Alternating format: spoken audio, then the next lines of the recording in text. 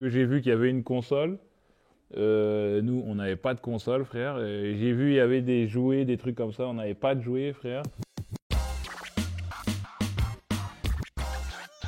Bonjour, je m'appelle Jean-Pascal, j'ai 40 ans et je suis acteur, réalisateur et ancien rappeur qui avait un flow de dingue. Ça capté les bails.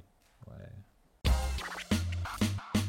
Ouh là là, grandir dans les années 90 en France, c'est grandir comme si t'existais pas, en fait, dans le sens où tu grandis comme si, en fait, tu fais pas partie du truc, quoi. On te montre que t'es extérieur au game, tu vois. Il n'y avait pas de petits qui nous ressemblaient, il n'y avait pas de Renoir à la télé, il n'y avait pas de Renoir dans les pubs, il n'y avait pas de Renoir genre un peu star française.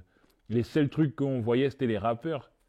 Les années 90, c'était, voilà, les NTM, tout ça. Et après sont arrivés les Stomy et tout. Et Secteur A, ils ont fait du bien aux années 90 parce que ils sont arrivés et ils nous ont montré qu'on pouvait être noir et avoir du succès et faire des choses qui marchent. Et ça m'a marqué parce que c'est la première fois que j'ai vu que ouais, des mecs noirs français, ils faisaient des trucs, ils étaient OP, ils travaillaient, tout ça.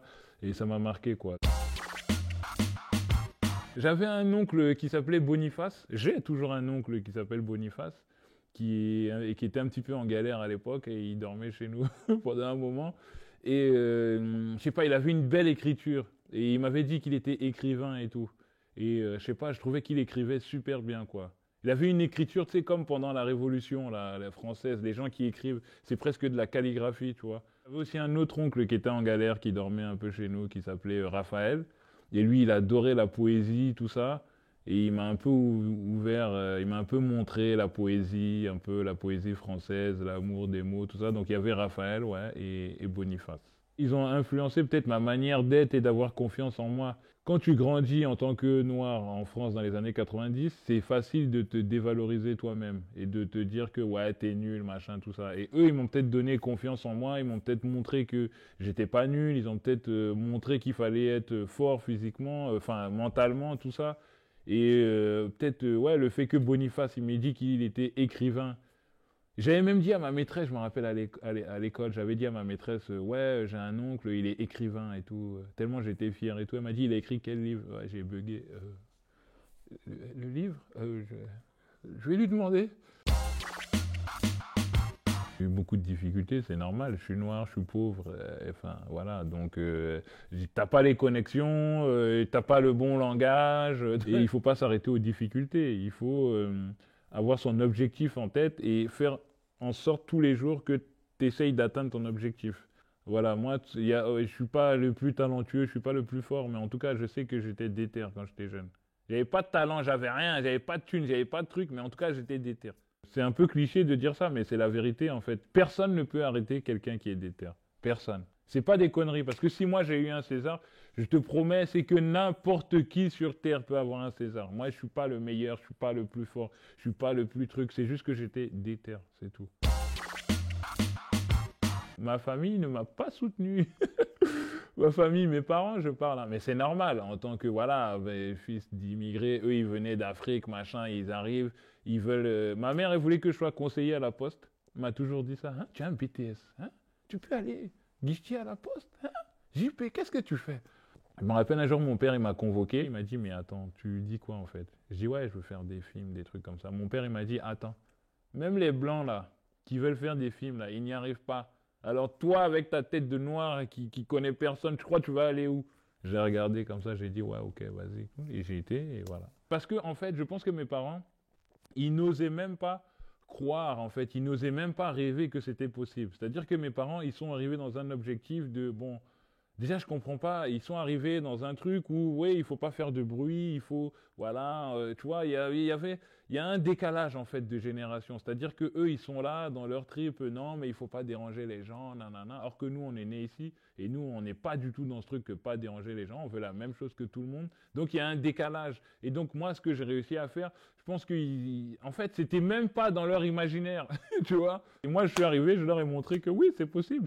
J'ai toujours su que il fallait que je fasse ce que moi j'avais envie de faire. Parce que c'était facile, comment dire, de faire quelque chose parce que la société te force à le faire. Tu vois ce que je veux dire? Comme à l'école, tout ça, on te dit non, mais pourquoi tu vas aller en seconde générale? Vas-y, va trouver du boulot, va faire ça, ça, ça. Et j'ai toujours voulu, en fait, mon propre bonheur à moi, pas le bonheur que les gens voyaient pour moi. Donc c'est peut-être pour ça que j'ai atterri là-dedans. Bah alors, évidemment, quand j'étais ado et tout, j'étais grave dans la, comment on va dire. Donc moi, j'étais beaucoup du côté du gens qui, des gens, des gens qui se plaignaient. Quand j'étais ado, c'est normal, c'est l'ambiance dans laquelle tu baignes. Tu rentres pas dans les boîtes de nuit, tu rentres nulle part, tu vois. Donc tu te sens extérieur au truc. Donc je me plaignais beaucoup quand j'étais ado. Et maintenant, aujourd'hui, je suis un peu plus en paix. Mais aussi, c'est le fait d'avoir des enfants et le fait aussi de comprendre que, mais non, mais finalement, la France, c'est mon pays, quoi, tu vois. J'étais pas du tout dans cette optique-là quand j'étais ado, quoi. Vu que je me voyais pas dans la société, vu que j'existais pas, bah, je me sentais pas vraiment français. Et avec mes enfants qui sont nés, tout ça, les enfants, le fait de mûrir, le fait de travailler, et bah, du coup, là, je suis plus en paix et je sais que, voilà, la France, c'est mon pays, mais aussi la Côte d'Ivoire, c'est aussi mon pays, c'est le pays de mes parents, mais je m'accepte un peu plus en tant que Français. Le regard des gens, ce que les gens pensent de moi en tant que Français. Il y en a qui nous acceptent pas, il y en a qui, franchement, je m'en fous complètement. Chacun fait ce qu'il veut. Moi, en tout cas, je sais que ici, c'est chez moi, c'est chez mes enfants. Et c'est même chez mon père aussi, parce que mon père, il est né en 1949 en Côte d'Ivoire. Et la Côte d'Ivoire, c'était une colonie française. Donc, même mon père, même, il est né français. C'est pas une fierté ou quoi que ce soit, mais c'est juste que voilà, on a une histoire avec la France. Mon grand-père était tirailleur, il a combattu pour la France. Tu vois, j'ai rien à prouver à personne, je m'en fous. Et puis, c'est même pas une fierté, tout ce que je te dis, tu vois. C'est juste des faits, quoi, historiques. Ma mère, déjà, elle est, je sais pas, mais elle était persuadée que j'allais avoir un César. Je sais pas pourquoi. Elle était là. Oui, bah, c'est bon, tu vas l'avoir. Pour elle, c'était réglé, quoi. Et bah, ma mère, elle était super fière, super contente. Et elle m'envoyait des messages et tout. Mon père aussi. Mais mon père, lui, c'est un mec cool, hein. C'est pas un gars qui s'enflamme. C'est pas le mec, ah, je suis fier de toi.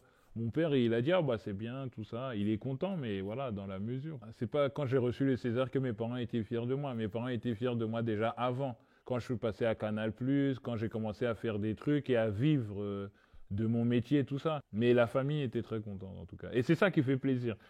C'est que justement tu rends fier les autres en fait, que ton entourage est content. J'ai l'impression que ça leur fait plus d'effet qu'à moi-même. J'ai pas de truc de fierté, tout ça. C'est pas mon délire. Non, le truc peut-être que je suis le plus fier, c'est d'avoir une maison avec une femme et des enfants. La meilleure des récompenses, c'est quand tu reçois des messages et que les gens ils te disent ah tu m'inspires. Je croyais pas trop en ça, ça, ça, mais comme je te vois discuter maintenant, je te vois parler, ouais, je pense que je peux le faire et tout, nanana. Voilà, tous ces messages-là, pour moi, c'est vraiment la vraie récompense, quoi. Parce que moi, j'ai pas eu ça du tout. Et donc, si je peux inspirer ça aux gens, déjà, je trouve que c'est une énorme bah, récompense, quoi. C'est la meilleure des récompenses quand tu peux inspirer des gens.